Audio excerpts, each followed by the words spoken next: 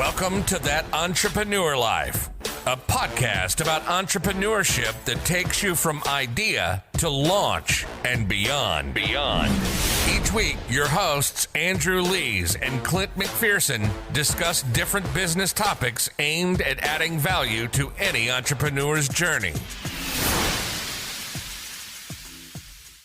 Welcome back, everyone, to another episode of That Entrepreneur Life. I'm Andrew Lees, and today I'm flying solo without Clint. I'm super excited to kick this thing off by welcoming our special guest, Scott Anderson, to the show. How's it going, Scott? Great. Thanks, Andrew. Glad to be here. Yeah, great to have you here. Before we get into everything, can you just tell our audience who you are and what you're all about? Sure. I'm Scott Anderson, and my company is called Double Dare, and I'm a entrepreneur coach and also a licensed mental health therapist, which comes in handy sometimes. Awesome. Yeah, that's an interesting background. And so, as a formal mental health therapist and now a seasoned business coach, can you take me back to when your entrepreneurial journey started, and what is it about entrepreneurship that led you to where you are today? Yeah, it's a great question. I think it's partially in the genes. My grandfather and my father were both entrepreneurs, and in fact, at one point, I was involved in a business that my grandfather started. But from my earliest memory, I was always doing something that was entrepreneurial. My first business was a shoe shine business around the neighborhood, and I would just take my father's shoe shine kit and go door to door to my father's friends, basically, and see if they wanted me to shine their shoes. Okay. Turns out it's harder than it looks. Yeah, I was not a good shoe shiner. Yeah, you can't just scuff them up or run a handkerchief over it and call it a day, right? No. It turns out the people are really particular about their shoes, and yeah. So that was sort of a trial by fire. Yeah, definitely. Well, I think just every business is, right. Get into absolutely. You get into things thinking, oh, this is going to be easy, or this part of it's going to be easy. Yeah. And this other part's going to be hard. And sometimes it is that way. But a lot of times there's unexpected things are harder than they actually seem. And sometimes sometimes the things you think are going to be hard are like, that wasn't too bad. We were able to work through that easily. But it's really interesting what challenges come up as you get into things. Yes. Well, it's always something. As one of my business partners said, I've run 9 companies so far, and I've closed 2, sold 5, and kept 2. And one of my business partners told me, if it weren't for the money and the pressure and the people, this would be a hell of a business. And that's really sums it up. Yeah, it's always something. Yeah, exactly. It really is. And it seems like, I go through this where I think, I get excited about my business, and then something comes up and I'm like, I get really stressed out, and I think, all right, there's got to be a better way. There's got to be a better business. There's got to be something else that I should be doing instead. Yeah. And that's kind of a dangerous trap, because sometimes, there's definitely businesses that are easier than others in general. But I think every business has its pros and cons, right? And somebody told me this a while ago, but there's no silver bullet. And there's no perfect business. That's for right. Sure. Right. Yeah. No, it's really true. One of the reasons, I mentioned my mental health background training. When I was running my first businesses, it was really hard on my mental health, because part of what I was, like all entrepreneurs, I think we're all wired to try to find the next best thing. And that can be really fatal if we find the next best thing and we don't stay focused where we are. Yep. It's really hard to stay where your hands are sometimes as an entrepreneur. And yet by distracting ourselves, and that's really the number one problem I think I found in the entrepreneurs that I coach and in my own background is distracting myself, either with worry about the future or there's another business that's better than this one. or, Yeah. and digging a lot of, I like to say digging a lot of shallow holes, but never digging one that's deep enough to mean something. That's what I find a lot is that entrepreneurs tend to fracture their time so much that nothing has any impact. They're busier than hell. They're working a lot of hours, but they're not having any impact. I mean, I think we can all relate to that. And that's something that, I mean, I have struggled with, but getting some focus and then consistency, I think is so important. Absolutely. So how have you been in your business? How have you been able to, especially because you're a consulting business, I own a consulting business as well. Uh-huh. And I think it can be really challenging to focus on your clients and on the future at the same time. How are you able to juggle those two things? Well, boy, that's a really great point. I mean, I'm a big believer in goal shedding versus goal setting. What most entrepreneurs and what I tend to do, especially this time of year in January, is to pile on 20 more things I'm going to do. Right. And really what I found, both for me and my clients, is that there's tremendous power in addition by subtraction. The fewer things I'm focused on, the better I will do. And they can't all be the most important thing. There's a great book by a guy named Gary Keller called The One Thing. Okay. And basically what he argues is that at any one moment in time, whether we're talking about a day, an hour, a minute, or a quarter, or 6 months, there's always one thing that's most important for the entrepreneur to do.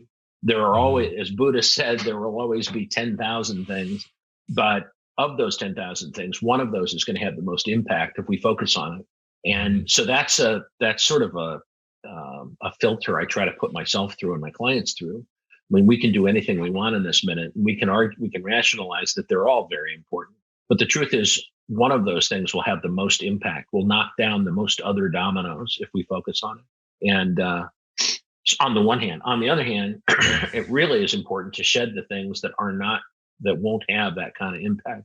They may be things we like to do or things we think are important, but if they don't have that impact, we have to shed them because there's only one of us, in small entrepreneurial businesses. Yeah.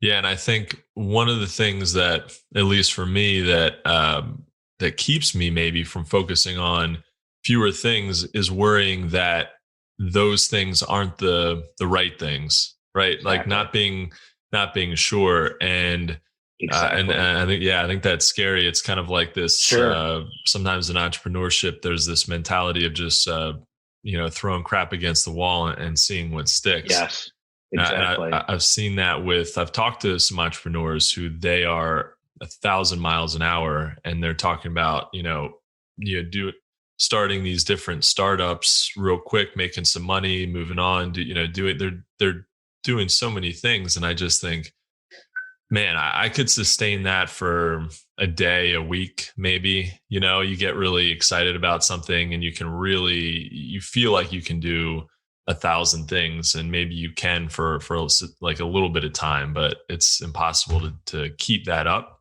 and to keep the consistency up. And I've really, over the last couple of years, especially this year, I've realized how important consistency is, and how much it really pays off, including with this podcast. I mean, Clint and I started this last January. So it's just about a year old. And we were talking about it for a few months and what are we going to do? What are we going to talk about? And we weren't really sure, we wanted to get it just right. And finally we just hit record, and like just started talking. Yeah. Yeah. Hit record. Yeah. That's a great one. Yeah. And just hitting record, but then also being consistent and holding ourselves accountable week in and week out, making sure that we have at least one episode per week to get out there. I think is super, super important, so that when you look back, in a couple of years, hopefully we look back and we're like, because of that consistency, we were able to, help more people. We were able to reach more people. And so, I think that's really important. And at some point, you just have to have faith and just dive in, and then eventually you'll if you're doing the right things, which you just have to, it's part research and understanding, like, generally what are the right things to do.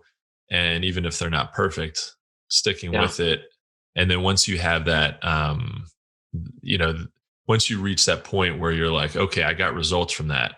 Now I have faith. So you reach some kind of like faith event that's right. But that you said it all there. I mean, in working with entrepreneur clients, and I have my own coach, obviously, but working with my own clients, what I find is that we're all prey to that doubt, and maybe entrepreneurs in a way have more doubt than other people. Or in some respects, we have no doubt, but often doubt creeps in, and then what happens? So if we don't get, and we're also incredibly impatient. So if we don't get results quickly, then we think, because we're so creative, we can think of 10 other things to do instead. Oh yeah. But what I found is the most, it's like, it sounds like theory if I'm talking to a client about it, but it becomes real very fast when they look at their sale. I just say, look at your sales. How are your sales? I mean, to choose one KPI, let's look at your sales. Where are you at? And 9 times out of 10, when I'm talking to my clients, one of the things they're most deeply frustrated about is plateaued sales. And the cause of plateaued sales, in my experience, is 9 times out of 10, it's not focusing on one thing, and it's squandering your efforts across, a mile wide and an inch deep. And that tends to get my client's attention, and mine also, in a way that nothing else will. I don't have to believe in it theoretically. I could just look at my sales. If they're plateaued, for example, or if any other metric in my business is plateaued, then I'm wondering why it's plateaued. Almost always it's because I'm squandering my efforts across a very broad spectrum, and I'm not doing the things that are going to make an impact. So and fortunately, that does get entrepreneurs, even the most distractible entrepreneurs, attention. But when you see that, I think probably sales plateaus is one of the most painful, frustrating, things that I deal with my clients. But there are other things as well. The business never changing. For example, never getting out of the weeds as an entrepreneur, being always wearing 10 hats instead of 2 or 1. Those two things seem to drive behavior more than any other single thing. And it's only then, and I know this myself as an entrepreneur, it's only then that I'm willing to consider, I've got to focus on, I've got to run 2 plays really, really well. I'm from Nebraska, and in the heyday of Nebraska football, what they did was run offensive plays that were not very creative, but they would run a back through the 1 hole and a back through the 3 hole over and over and over and over and over and over. Yeah. But they got really, really good at that. They weren't, particularly a passing attack or anything else. And in fact, in most cases, the defense knew what was coming, but they had practiced those plays, and they had become so consistent, and they had all of the micro skills so perfectly honed that they were unstoppable with those very, very simple plays. And they just ran them. My mother, who was not a football fan, could predict what the next play was going to be with great accuracy. Yeah. But they were still unstoppable. And I think that's a great model for us as entrepreneurs is, there's a coach who I really like named Taki Moore from Australia. And I think he's quoting somebody when he talks about this, but he calls it the 5 1s. And the idea is to run one strategy at one audience using one tactical system or one campaign for 1 year. And to get it right, and that's the thing we deprive ourselves so often, is getting those micro skills absolutely perfect. We never get a chance really to take ourselves from an idea to a enhanced and refined idea to a perfected idea. We never give ourselves the chance to do that. And then we think, well, the idea was no good. But usually it's the refinement of it. It's the consistency, as you say. It's the practice.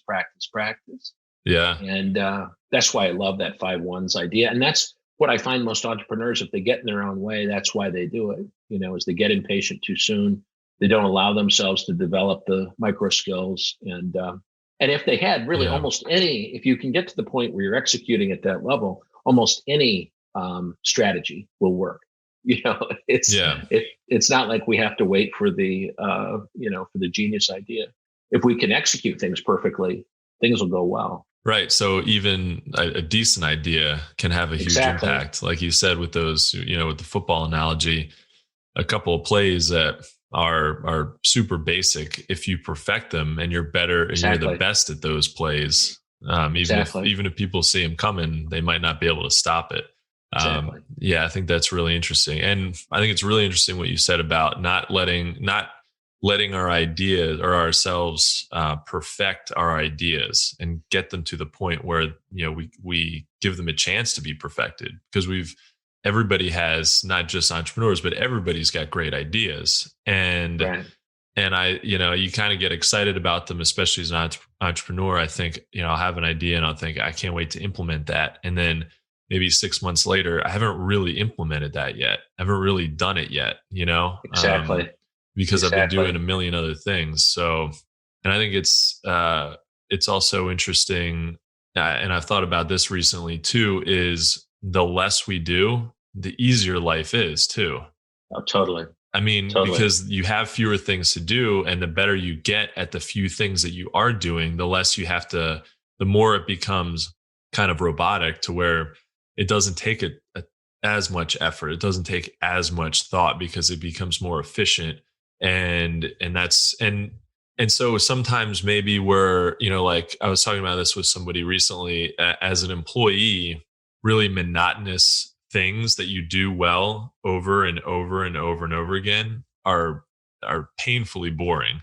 You're You right. kind of hate that as an employee, but you're also not concerned about growing the business. You have your paycheck coming in. You're not worried about that kind of thing. And as business owners, the boring, the monotonous things that we can do well over and over and over again are amazing. Like, those are the things Yeah. that are Yeah. super helpful to a business. Exactly. It snowballs, it Yeah. really does. I mean, one of the things happens that's most important, of course, is we get results for our customers. Hmm. Bottom line, that's the only reason that we should be doing any of this. And that's the main thing that comes from perfecting one direction, one strategy, one, marketing plan, whatever. Hmm. Is that at the end of the day, we ultimately get the opportunity, and also one delivery method. That's another kind of one of the 5 ones, so that we get perfect at fulfilling our clients' needs. I mean, that's really, of course, the acid test. Yeah. And instead of trying 10 different approaches, let's perfect the approach we're using. And that becomes, and ultimately, if we do perfect it, we may find it, as entrepreneurs, we may find it monotonous. Yeah. But our clients won't. Our customers will be extremely happy that we Yeah. consistently knock out great results every time. And ultimately that leads for entrepreneurs to opportunities to scale. And so Yep. you can train people to do what you're doing. But until you perfect it, and until it, but that's the thing I found so often when I talk to entrepreneurs and they say, well, I've tried so many things and nothing's worked. When you push down on that, when you dig down and ask, well, what did you do? What they really did was come up with an idea, try it for a week, get distracted. Mhm. And so it didn't fail. It never had the opportunity to fail. Yeah. And psychologically, then we start thinking, oh my God, I'm trying all these things and they're all failing. None of them are failing. None of them had even the hope of failing. Yeah. Never That's saw the light of day, really. Yeah. And that's kind of, I mean, that's encouraging, I think, for people to realize, maybe, that their ideas aren't necessarily failing. They just need to give a couple of them an actual chance of being successful.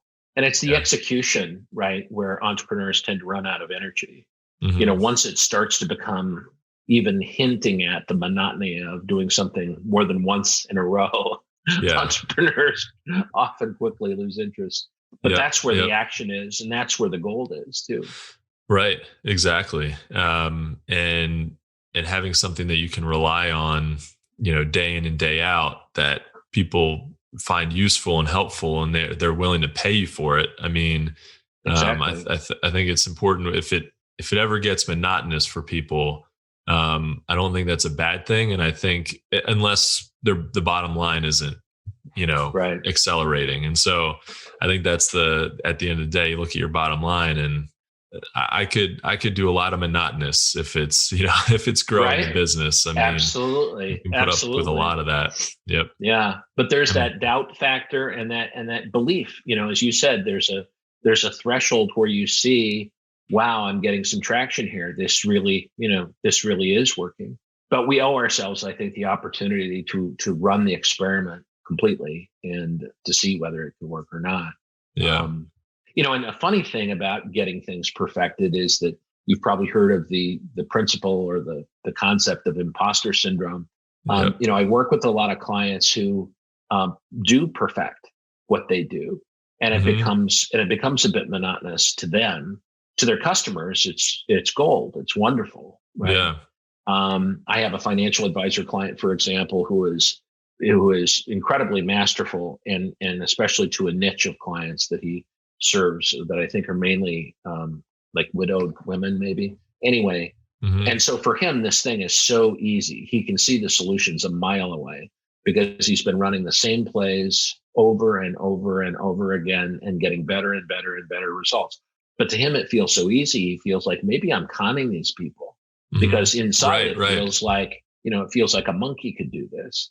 But of course, it's a monkey who has repeated a hard exercise for years and years. That's why it's easy, not because it's easy, but because he's worked so hard at it. And but you're right? I mean, that's the point where you really your business starts to scale, your reputation starts to grow, becomes more and more and more and more efficient. Yep. And that's typically the point where a lot of entrepreneurs say, "I'm out. I'm bored. Yeah, on to the next thing." Yeah, exactly. Yeah. I think it makes sense to do that if you have some, big exit or something, exactly. And then you're really bored and you're really bored with some cash in the bank and you're looking for something else. That's okay. But otherwise it makes sense to just stick with it. Yeah, exactly.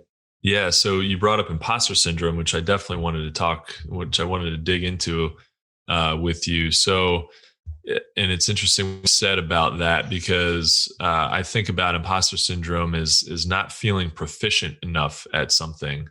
And I think about it maybe in the beginning of like when you want to start a business and you don't know everything about the industry that you're getting into, the market, you just don't know as much about it as other people might. And you think, wow, maybe I can't really do this. Maybe I can't hang with all these other people who seem to know more than me. Right. But what you're also saying is that it's not just that, it's that we're so proficient, yes. You can be so proficient at something that you think that it's obvious to everybody. So I think that's really interesting. Exactly right. And so then and a lot of my clients have that experience where they think, I must be pulling something over on these people. I must be conning them in some way because I'm getting paid huge money to execute something like that I know in my sleep how to do. And because it's so easy for me now, then it must be bullshit. It must be a con of some kind. Yeah. And it's really funny. And again, it's so much entrepreneurs spend so much time alone, either in their heads or genuinely alone. Yeah. That this is why I find that a coach can be really useful is just to say, hey, to point out what's obvious and to give an objective viewpoint of the reality. It can definitely go either way. But one of them is, I know this so well, and I'm doing this in my sleep, and they're paying me huge money. It feels like I'm taking advantage of them. But the fact is that they're doing it in their sleep now because they've perfected it or because they are exceptionally talented, or usually both. And so it's easy for you, but it would be impossible for your clients to do it. Yeah. You're right. But you're right. There's two sides to it. In the early days, the problem is, there are a lot of people who've been doing this longer than I have. I don't think I have the guns to, that I'm portraying myself in a way that is fraudulent. Yeah. And entrepreneurs seem to be, at least a lot of entrepreneurs I know, are sensitive to this sort of fraud factor. Do I know what I'm talking about? Can I get people to where they want to go? Yeah. And the other part is that entrepreneurs are always a little bit ahead of their skis. They're always anticipating the next thing. And they're kind of, in I think a positive way, making things up as they go along, and which isn't necessarily fraudulent or bad or anything else.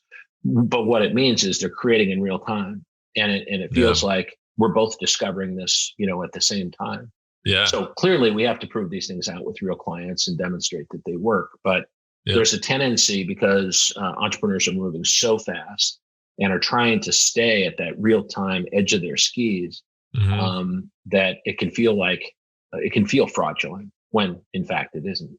Well, I've watched some videos about certain topics. I'm trying to learn something, and they're talking about what they know, and their experiences from not just success but also from failure. And they're also saying sometimes, hey, I'm learning this too. Like, I've made mistakes. Because you're teaching somebody else doesn't mean that you have to know everything about it. Right. Exactly.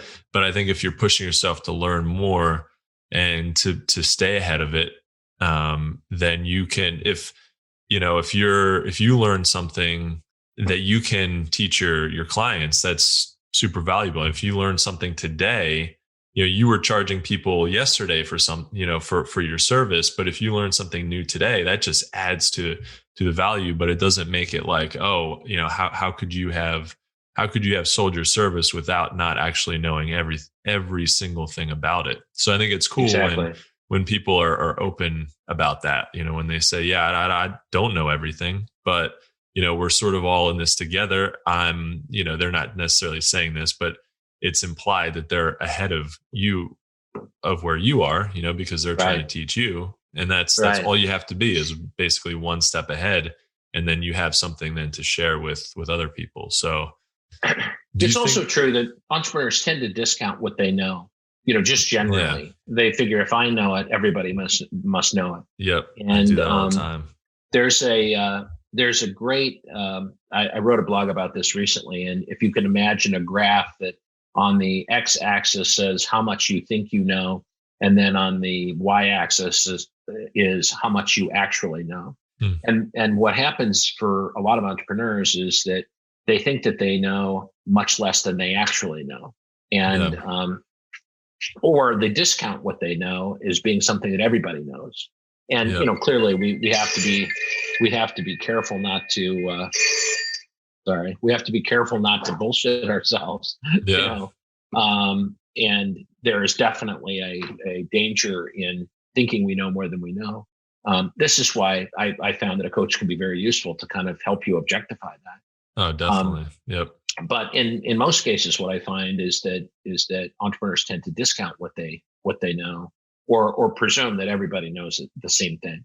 And the reality is, in my experience, 9 times out of 10 or 95 times out of 100, the area of knowledge that I know about is something my clients don't know, and I can help them there at a minimum. I can definitely help them there. Yeah. So do you think it's imposter syndrome is that a feeling that ever goes away completely?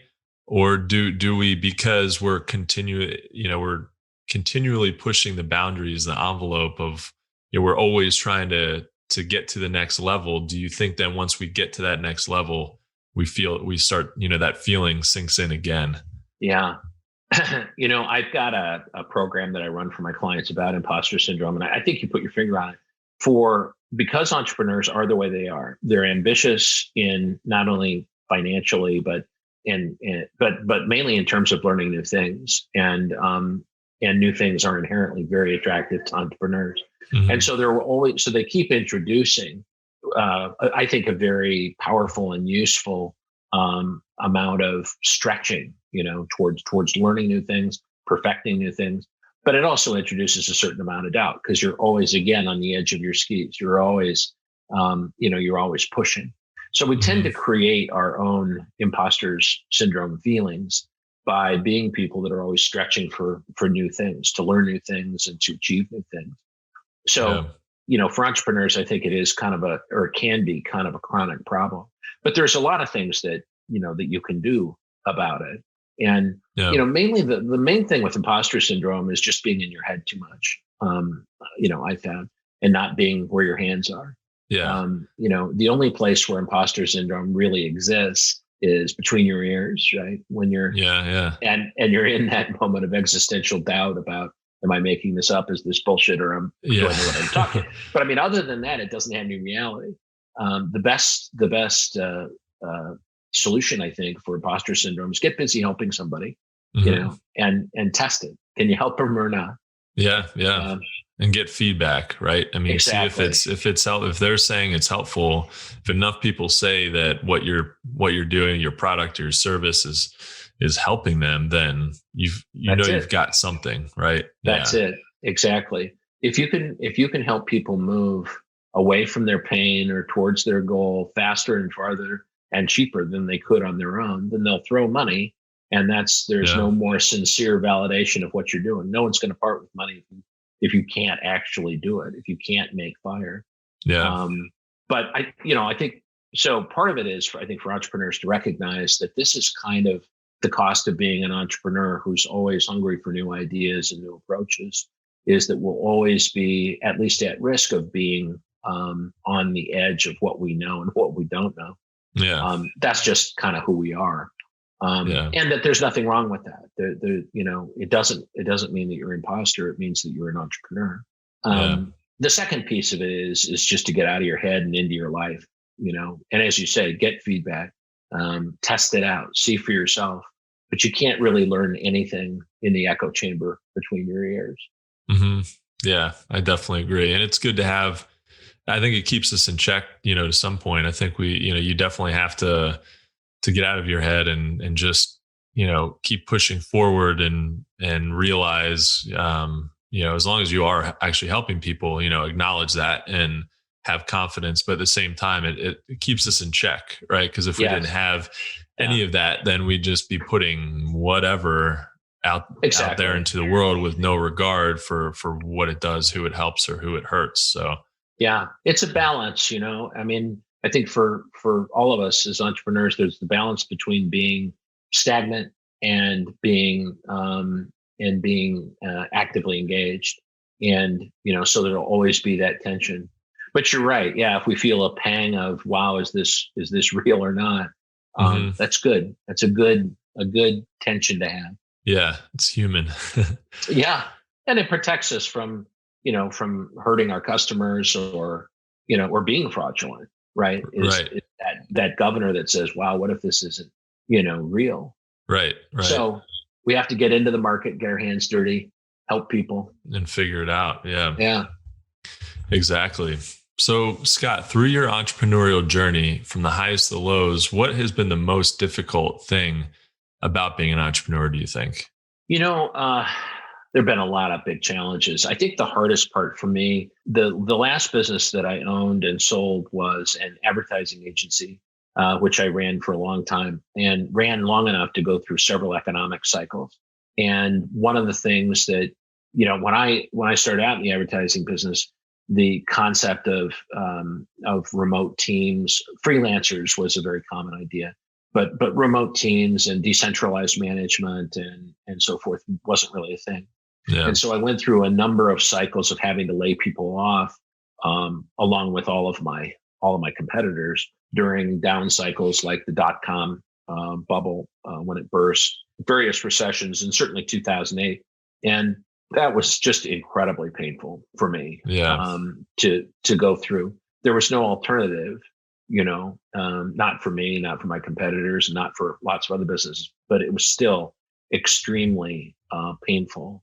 And I think that's an important thing. If you have people on your payroll, or even if they're not full-time employees, but you have people that are part of your team. Pending, yeah. It's difficult, and I think it's probably not human to feel something. Right. That was the most one of the most difficult things, that I've ever been through. And I hope I never get to the point where I'm sort of so cynical or so used to it or something that becomes right. I mean, thankfully I haven't had to lay off anyone in a long time. And, but that was really painful. That was really hard to do. Yeah. Yeah, I can imagine. Do you think have you, from those experiences, were you able to, is there anything you do differently now that maybe helps to keep people around? Or are you able to, now that more people are working remotely and virtually, you don't necessarily have to have as many people on full-time payroll? What have you learned from those experiences? Well, part of what we did, and this was the advertising agency business, was that, we had at a high, like 50 or so employees, and, and to the point where I was spending most of my time working on management and people issues, which was not what I wanted to do. Actually, it just sort of was a Frankenstein that I created. Yeah. But so definitely after that happened in 2008, I think almost everyone in our business went to a decentralized, remote, leveraged model, to keep a minimum of full-time employees in only in key client-facing roles and strategy-based roles. So I think we all made that switch. But the main thing, and unfortunately, the advertising world is kind of can be a rags to riches business when you win a new client or lose a new client. But the answer to so many things, I think, is to have a business development system that is automated to the greatest extent possible, that's generating leads, scheduling discovery appointments, and closing sales more or less automatically, as a hedge against losing clients that inevitably happens. Is to have a business development or new business system that's really robust and really works. That's what I spend most of my time on, for me and for my clients now, is to ensure that there's a consistent, dependable flow, not just of leads, but that people are drawn through the entire sales cycle in a reliable way. Yeah, and that's important for you, and also for the people Absolutely. who work for you, right? I mean, that keeps everything consistent. For everybody. And so. What do you think if you had to focus on one business development mechanism or system, what would that be? Or what is that maybe for you? The most important thing that I think that we do, so let's assume for the moment you're getting enough leads. I guess the first thing is to set goals in a mathematical way, to really understand, look, our business needs to do X, or we want it to do X this year. And to really go through the funnel in a very scrupulous way and understand, what it will take at every stage of the sales cycle in order for us to end up with X in terms of clients and sales. And what most entrepreneurs I found tend to do is to not go through that exercise and not realize that you might have to have a database of 1,000 or 2,000 or 5,000 or 10,000. In order to net what you want to do at the end of the day with respect to new business and new clients, et cetera. So new customers. So that's number one, is to really take dead aim on the numbers you have to hit.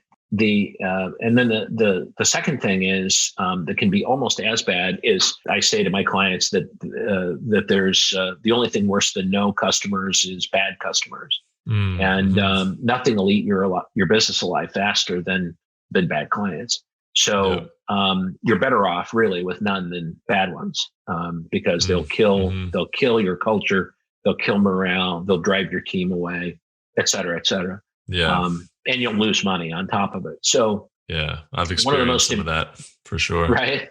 So one of the most important things is to have, one of the reasons for having this dependable lead flow is so that you can say no, to really scrutinize clients and to audition them more than they're auditioning you, to understand from the very beginning, is this a fit or not a fit, one way or the other. Taki Moore, I mentioned earlier, has a great process for this. But basically what it comes down to is that you need to understand from the very beginning, are we a fit, at least a fit enough to have another conversation? Or are we, looking at this completely wrong? In the design and marketing business, one of the questions that my clients tend not to ask is, what is your budget? It feels like uncomfortable to ask that question. Yeah. But if they don't have a budget, or if they say things to you like, well, we were hoping you could tell us what the budget should be. I always advise my entrepreneur clients to run away screaming from people who ask a question like that. Yeah. But if they don't have a budget, there's nothing to talk about, right? Yeah. This is sort of a basic go, no go part of the conversation. Yeah. And there's exactly. nothing wrong with having that in a very overt, friendly way, but just to know for sure, are we a fit, at least as far as we can tell at this point? If not, let me refer you to somebody else. Right. To ask the question, is this a now thing or a later thing, is so important. I found a lot of my clients get distracted for days and weeks with somebody for whom this is not going to happen this year. They're kicking tires. Yeah. So let's find out, is this a now thing or a later thing or a never thing from the very beginning? If it's a later thing, we can say, hey, let's talk later then. Yeah. That's let's interesting. Not waste time. That's something I might start to implement into my business. Actually, is just ask because I don't do this, but I probably should. Is this something that is this a project that you want to get going right away? Then a few months, within a couple of years, Exactly. and also I should probably be asking about budget. Although for what I do, I have a product development consulting business, and so I try to not ask for a budget, because usually people are like, well, you tell me what it costs to do it, and then I'll tell you if that's okay. Yeah. But I think sometimes I could actually probably save a lot of time by saying, this is going to cost between $10,000 and $15,000, and they're like, oh, I thought it was going to cost $1,000, and we say, oh, we're way too far off. And if they say, well, I thought it was going to be like 8 or 9. It's like, all right, we're a little closer, so maybe it's worth going through the full process. But better to have that conversation early on. One of the symptoms I found of clients who don't have a real customer development system, business development system, is that they don't ask that question, and they have so few. The sales cycle is so empty that if somebody does call or somebody does hit the website, they just fall all over these people and treat them like kings, and waste a lot of time trying to win this business, when in fact there may not be any business to win. Exactly. And it becomes hugely time consuming, and you can waste a lot of time doing some work for them on a speculative basis, and it all turns out to nothing. They have no money. This was speculative from the beginning. This isn't a real deal. Yeah. And that can really cripple entrepreneurs, is to sort of fall in love with what they think the deal is, because they have so little lead flow that they're desperate kind of, and they have to make something work. Yeah, exactly. And so getting fresh new leads in as consistently as possible is so important. What is the mechanism for getting new leads? If you don't mind sharing that with us, what do you do if you had to focus on one thing to get new leads? What are you doing? Is it content, outreach, paid ads? What do you do? Well, for me, it's sort of a combination of things. It starts with, we start with the website and with SEO. And, the most important thing of all, of course, is to know specifically who you want to talk to, and specifically what you want to say in response to their specific pain. If we don't know that, then nothing good can happen. Sure. Yeah. And so that's really the most important ingredient, is to just to take dead aim at who are we talking to and what is their pain, and how will we solve it. If we don't have that, then there's we can advertise, in Google ads or Facebook or, whatever, but it won't ever amount to anything. So that's really the most important part. So for a lot of my clients are B2B companies. And so we do a lot of work with LinkedIn, and run campaigns in LinkedIn, not paid campaigns, but messaging campaigns that are typically educational and of the give sort of variety, sharing information. But it's all about, getting people to know you, like you, and trust you. And if we don't get there, then we can't have a conversation. But it's a cycle of building familiarity, building trust, building relationship, and then asking for miniature sales. The smaller, the better. The ones that we are the most likely people will say yes to. The mistake that that a lot of our clients have made, at least sometimes, is asking to get married when actually you should be asking for their phone number. Right. And, and to kind of to be overly ambitious and to skip steps so that their chances of success are tiny. Instead, we want to go for a sale where the chances of success are high. If we can send a message to a client that says, "Hey, are you right now, is your biggest issue having more conversations with customers or closing sales? Where are you having the most challenge?" Yeah. If they say yes, then that's a mini sale. And, if they respond to that at all, it's a mini sale. But we need to start at the place where we have the most chance of succeeding, not at, instead of swinging for the fences, to at first just get in the batter's box. Yeah, I think that's kind of a marketing 101 thing where it seems obvious, but it really isn't. And there's like a lot of people have that knee-jerk reaction to swing for the fences, to go all in and say, "Hey, it's kind of this feeling of like, I'm busy, you're probably busy. Are you at all interested in doing business all the way with me?" Right. And when we really should just be asking those little questions, getting those mini sales and just working it up from there. Because at the end of the day, especially if you're reaching out to somebody completely cold, they have no idea who you are. They don't trust you, and they don't have any reason to trust you. So I think maybe even saying, "Hey, do you want to hop on a call? I'd love to do that." But without, like, I get messages on LinkedIn where it's just this long thing, like all this stuff with it's like a long form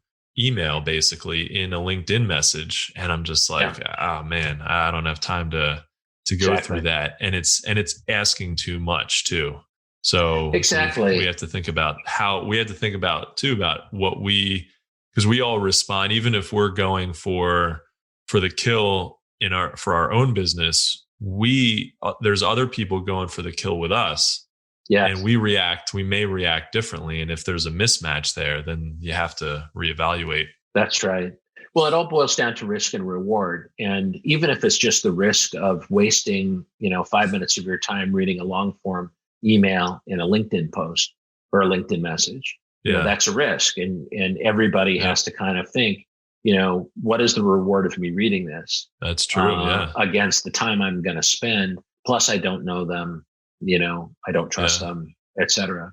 So that's why, to reduce the risk as much as possible, I've got I think this is also talking more actually.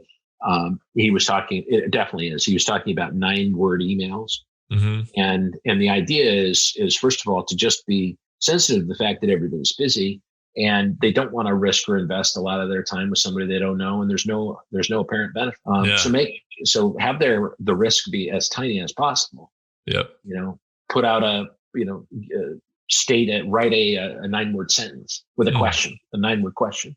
Okay. And, and see if there's any interest in talking about it, but reduce the risk and increase the reward as much as you possibly can. Yeah. Even if you can't increase the reward so much in the front end, at least reduce the risk. And that's the risk of a 500 page or 500 word message. Yeah. Most people aren't reading that. Exactly. Yeah. Yeah. And there's a place for a long copy for sure, but that isn't it. That's right. Exactly. Yeah. Get somebody comfortable with you, get them wanting to do business with you. And have them ask you for more details. Then by all means, dig in and give them, explain to them what the details are and how you can actually help them. So that's interesting. It's tough because we are wired to just want to get stuff done. Yeah. When we want something, but when somebody else is doing the same thing to us, we feel attacked. And it's so crazy how we can be on different sides of have different philosophies depending on whether we're asking for it or whether it's being asked of us. We can have two totally different philosophies about it. Exactly. So, that's true. Yeah. That's really true. You asked earlier about a practical tip or technique, and I'll just throw this one out for what it's worth. So, if, and not everybody's in this situation, but, it's mid-January and you started the year with a head of steam and big goals and big ambitions and a positive outlook. But what I find is a lot of people get to mid-January and they're just kind of stuck. They find, for one thing, that they've probably over goaled themselves. Mm-hmm. But here's a technique that I found that I'm trying with a number of my clients who say, I'm just stuck. I just feel like I'm not making a difference. I'm not making an impact. And this is particularly for folks who find that their sales are flat or that they're not having the kind of success right now that they want to have, and feel themselves a little bit paralyzed. I've seen this happen again and again about this time of year, where people feel like, I started the year and what the hell. Anyway, so this is something that'll generate activity right away in terms of talking to potential customers. It's very low hanging fruit. It's very easy. It does require a little bit of consistency and discipline. And it's called, I call this Jumpstart January, but the technique is just called Daily Dozen. And the idea is that you commit for a week, and this takes some discipline. You have to find the time. But commit for a week to reach out to 12 people a day who who are not cold calls at all. People that they're either past customers, current customers, they could be friends, contacts, anybody that might put you in a position to have a conversation around something that might generate new business for you and might generate a solution for them. Okay. And reach out to 12 of them a day for a week. I like to have people try this Daily Dozen for 2 weeks, but I've never seen anybody who can do it, because what almost always happens is that by day 5 or day 7, and sometimes sooner, that, if you send out, it amounts to 60 messages or phone calls or texts or whatever, in a week's time, something happens. And it's a great way to kind of get yourself unstuck and get yourself back in the game, and to turn your head around from whatever's between your ears into the lives of other people. But this is just a great way to jumpstart January if you're stuck. This Daily Dozen concept. In fact, I've got when we're done, I'll send you a link to a video I just made. Sure. It's just a really practical, easy way to jumpstart January, jumpstart any kind of plateau you feel that you're in, especially in terms of sales. So I'll send it to you, and you can tell me what you think. That's awesome. Yeah, we can put that in the in the description here. Great. In the notes, so that our audience can check it out too. That's a great piece of advice, I think. And so you're saying that could be just complete strangers, like new potential leads, or existing customers? I'd make it reach out to people who are your contacts, friends who seem appropriate to your business. Past customers is a great place to go. Okay. And usually what the email, and I can even send the email with the link that we recommend sending, is very straightforward. And it just says, I hope your year is off to a great start. I'm talking to, colleagues and other business people maybe, and trying to get a sense of what the year looks like to you. And I'm discovering some things that I'll share you that I'm hearing in these phone calls. But I'd just like to talk. I'd like to hear what you're seeing for the new year, what your main initiative is for the year, what your biggest opportunity and challenge is, basically. And it'll take 5 minutes, but I'd really love to do that. And really all you're trying to do is to kind of stir things up. If you get great ideas from them, great. If you hear when they're talking about their challenges, then maybe you can help, right? Sure. But at a minimum, after you make a couple of these calls, you can share what you're hearing, and you can really add some value, to other people. But it's a contact sport, right? And so it's just a great way to get out of a kind of a stuck place that entrepreneurs sometimes get in. Sure. But it delivers genuine value, right? It delivers genuine. But what I've always found in this for myself and for my clients is that if you run this Daily Dozen for a week, you're going to start getting some replies, and send it to prospective customers that for whatever reason haven't closed. Send it to past customers. Send it to business colleagues, and just see what happens. The idea is intentionally to focus at low hanging fruit, people who already know you, people for whom you don't have to establish knowing, liking, and trusting, so that you can kind of cut to the chase. you can dig in. They're more likely to respond with something, Exactly. and they've got some trust with you already. Exactly. They feel comfortable with you. Exactly. That's awesome. Well, I think that's a great piece of advice. And I was going to ask you for to wrap up the episode with one piece of advice. I think that's perfect. I think that's a great way to wrap it up. And yeah, it was. I think that's a wrap for this episode. From myself and from Clint, who's not here but here in spirit. Scott, we really want to thank you for taking the time out of your day to join us and adding value to what we're doing as entrepreneurs on this podcast. Thanks, Andrew. Really enjoyed it. Yeah, thank you so much, Scott. Thank you all so much for listening to That Entrepreneur Life. To learn more about what Scott is working on, check out doubledareyou.us. If you like what you heard today, please subscribe to our podcast and don't forget to download our free ebook at thatentrepreneurlife.com. Also, if you're interested in having us do some mini masterclass episodes this year, please contact us through our website. Thanks for continuing to support what we do as entrepreneurs, and don't forget to join us next week for another episode of That Entrepreneur Life. Thanks for listening to That Entrepreneur Life podcast. Be sure to visit thatentrepreneurlife.com to join the conversation, access our show notes, and discover our fantastic bonus content. Don't forget to join us next week for another episode as we continue to add value. Until next time.